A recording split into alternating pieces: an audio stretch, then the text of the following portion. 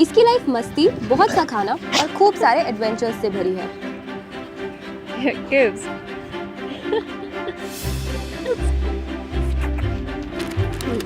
ये है गुब्बारा, एक नंबर का अड़ियल, मस्तीखोर और शैतान डॉग। लेकिन हमेशा ऐसा नहीं था। एक भली एनिमल लवर रिया सहगल जी ने हमें गुब्बारा के बारे में कॉल किया था। उसको मेंज नाम की एक स्किन कंडीशन थी, जिस वजह से उसके सारे बाल झड़ गए थे और उसे बहुत खुजली होती थी। उसके पूरे शरीर पे खुजा खुजा के घाव बन गए थे और मैगेट वुंड्स भी थे। एक मैगेट वुंड उसके पैर पे भी था, जो काफी गहरा था, जिससे उसे चलने में बहुत दिक्कत भी होती थी।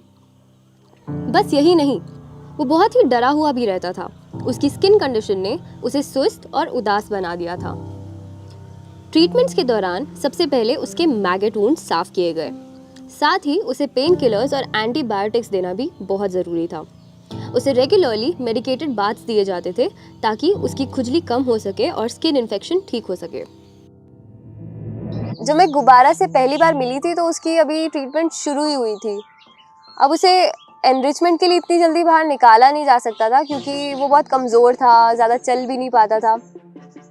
पर जैसे जैसे उसकी ट्रीटमेंट आगे बढ़ी, विदिन 2 मंथ्स उसकी ट्रांसफॉर्मेशन दिखना शुरू हो गई थी। हमने उसको एनरिचमेंट के लिए बाहर ले जाना शुरू कर दिया और तब हमें उसकी पर्सनालिटी खुल के नज़र आने लगी। तो पहले वो क्योंकि कैनल पे था, कमज़ोर था, अंदर ही रहता था, पर अब वो सब पे जंप करना शुरू हो गया था, बढ़िया तरीके से दौड़ना शुरू हो गया था। और क्योंकि वो खाता भी अब अच्छे से खूब था, तो वो गुब्बारे जैसा फूल भी रहा था।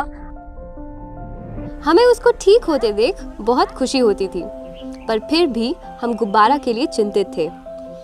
हमारी चिंता का विषय ये था कि ठीक होने के बावजूद भी वो अडॉप्ट नहीं हो पा रहा था।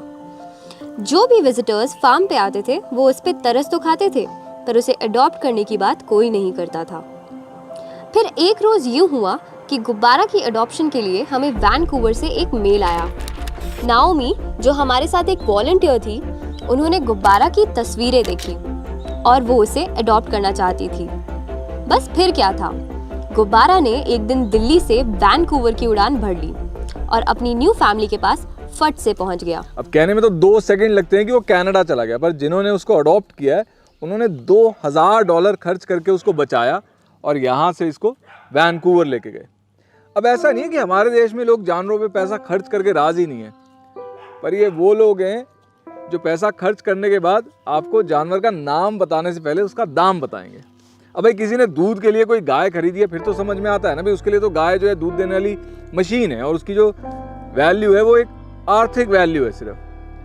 पर जो लोग खुद को एनिमल लवर बताते हैं, फिर वो ब्रीडर्स को इतना इतना पैसा देके कुत्ते खरीद लाते हैं, वो बात थोड़ी मुझे शो ऑफ वाली लगती है, क्योंकि भाई आखिरकार दोस्त बनाए जाते हैं, खरीदे नहीं।